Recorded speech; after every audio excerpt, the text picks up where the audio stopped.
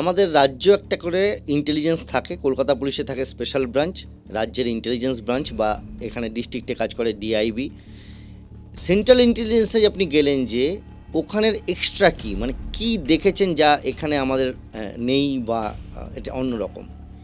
হ্যাঁ, এটা একটু যদি অনুমতি দেন আমি একটু বিস্তারিতভাবে বলি, কেন লোকেদের একটা বিভিন্ন ধরনের ধারণা আছে যে রাজ্য পুলিশেও আছে ইন্টেলিজেন্স আবার সেন্ট্রালে।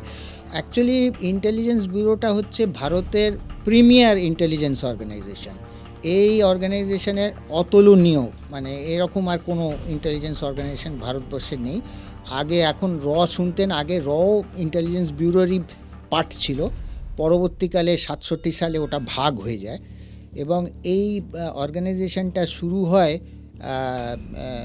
1900 খ্রিস্টাব্দে, 1870 সালে প্রথম শুরু হয়। এটা তখন আপনারা নাম শুনেছেন বোধহয় কর্নেল স্লিম্যানের। উনি অ্যান্টি থগি মুভমেন্ট একটা তৈরি করেন, যে ঠগ যারা ছিল, তো সেখান থেকে এর উত্থান আর কি। তারপরে এটাকে ইন্টেলিজেন্স ব্যুরোতে ট্রান্সফার করা হয়। এর ইতিহাসটা অনেক কিছু আছে, সে বিস্তারিতভাবে আমি বলতে চাই না। তবে হ্যাঁ, একটা জিনিস একটু জানা উচিত, যে এর পরিধিটা অনেক বেশি। এটা সারা ভারতবর্ষ এবং ভারতবর্ষের বাইরেও যে নেবারিং কান্ট্রিজগুলো আছে, অর্থাৎ বাংলাদেশ, পাকিস্তান, ভুটান, নেপাল, এগুলোর সম্বন্ধে ওরা খবরাখবর নেওয়া ইত্যাদি করে। পরিধিটা অনেক বড়। এবং দ্বিতীয় কথা, এর ম্যান্ডেটটা যেটা আছে সেটা রাজ্য পুলিশের কাছে নেই।